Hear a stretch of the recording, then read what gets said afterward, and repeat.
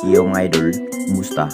Mandrig mga sports, sabi nga pala, ating mag-usapan, breaking news, Terence Romeo, ina-approve, kukuhanin na ng Barangay Nibra at Coach El Tenorio may sinabi matapos ang laban. So nakakatapos lamang po sa laban ng ating Barangay Nibra kontra sa Manila Clasico mga idol. Grabing intense nga ang nagiging laban sa opening quarter. Talagang nagiging tabla ang naging talaan sa 18-18 pero pagdating sa second quarter mga idol, dito na rin umiinit ang Barangay Nibra sa pangunguna na nga yan sa ating base import na si Justin Brownlee. Masasabing tagumpay nga ang nagiging laban ng ating Barangay Nibra kung saan nakuha ang back-to-back win kontra Magnolia Hatchat. Si Justin Brownlee lamang po ang mas umiinit sa opensiba mga idol na may 29 points. Panalo nga ang Barangay Nibra. Matapos ang nagiging laban, may sinabi na nga rin ang nasabing coach na si Coach Tim Con mga idol na may bagong player ang kukuhanin ng ating Barangay Nibra. Bagong former star player ng SMB ay walang iba kundi si Terence Romeo. Mas kinakailangan pa rin ng ating Barangay Nibra ang isang mahalin tulad kay Terence Romeo mga idol na aggressive bilang guard player. Kung bakit interesado nga ang Barangay Nibra na magkuha ang isang Terence Romeo, nag-average lamang po na mahabang playing time ang nasabing player kung saan swak na swak na mapupunta talaga ng Barangay Nibra ang nasabing guard player na si Terence Romeo.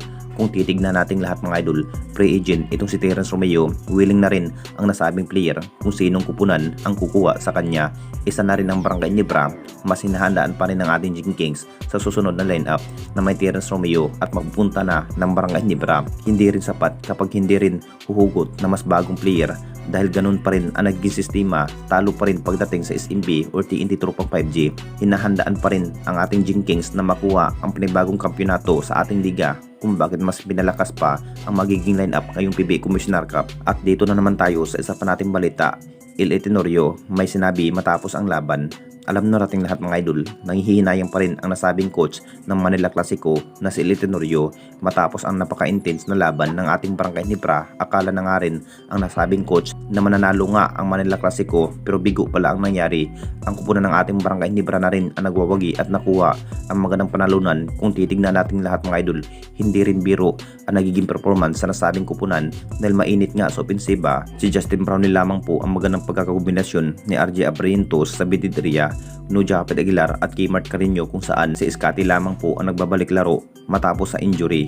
Matapos ang laban ng Jing Kings, may sinabi na nga rin ang Manila Clasico na si El Tenorio mga idol tungkol sa upunan ng ating Barangay Nibra. Hindi rin ini-expect na ganun nga ang ipinakitang laban ng Jing Kings at may pag-asa pa sana ang Manila Clasico mga idol. Talagang naubos nga ang time limit. Hindi rin in-expect na ganun ang ipinakitang laban ng Jing Kings. Mas nai-improve pa sa opensiba at may pag-asa pa sana na manalo ang Manila Clasico. Talagang naubos lang ang time limit. Babawi na rin itong si Coach El Tenorio mga idol sa susunod na laban. Hindi rin daw nagbago ang nagiging laro sa ating base import na si Justin Brownlee na parang hindi rin tumatanda ang ating base import. Aggressive pa rin pagdating sa labanan.